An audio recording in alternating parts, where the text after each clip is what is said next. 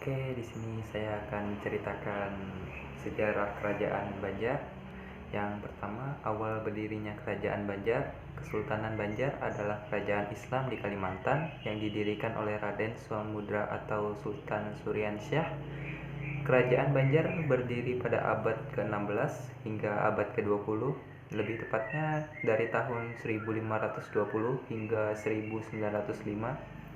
Selama hampir 4 abad berdiri, kesultanan ini mengalami beberapa kali perpindahan ibu kota pemerintahan, hingga yang terakhir di Kayutangi atau sekarang dikenal sebagai Martapura, Kalimantan Selatan.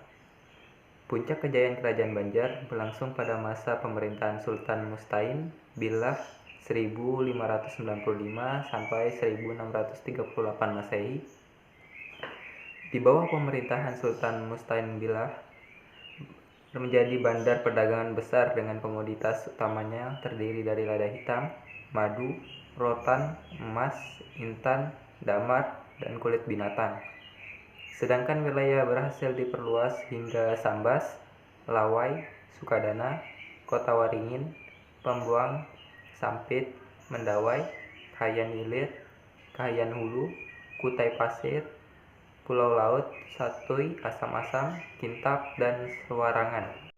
Yang kedua, sistem pemerintahan. Sistem pemerintahan Kesultanan Banjar masih mengikuti negara Daha, di mana jabatan raja diturunkan kepada golongan tutus atau keturunan raja, sedangkan jabatan tertinggi setelah raja yaitu Perdana Menteri yang bergelar Mangkabumi ditempati oleh golongan jabat atau rakyat biasa yang berjasa besar terhadap kerajaan.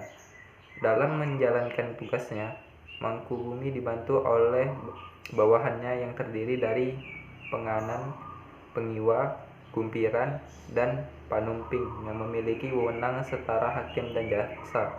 Di bawahnya ada jabatan Mantri Bumi, 40 mantri sikap, dan beberapa jabatan lain yang berwenang dalam bidang perdagangan, seni, keagamaan, dan logistik.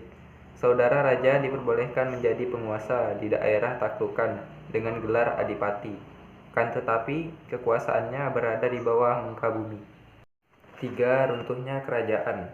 Pada abad ke-18 terjadi perpindahan kekuasaan kepada Sultan Tamijudullah dengan mengangkat Pangeran Atadirga sebagai sultan. Hal ini menyebabkan perpecahan di dalam kerajaan. Pangeran Amir meminta bantuan pamannya Arung Tarawe untuk menyerang Kesultanan Banjar dengan pasukan orang Bugis. Meski pasukan orang Bugis berhasil dikalahkan, kesepakatan dengan VOC pada akhirnya merusak adat kerajaan dan menjadi salah satu penyebab pecahnya Perang Banjar pada 1859. Dalam perjalanannya, Pangeran Antasari dan diberi kepercayaan oleh Pangeran Hidayatullah untuk menghimpun kekuatan melawan Belanda.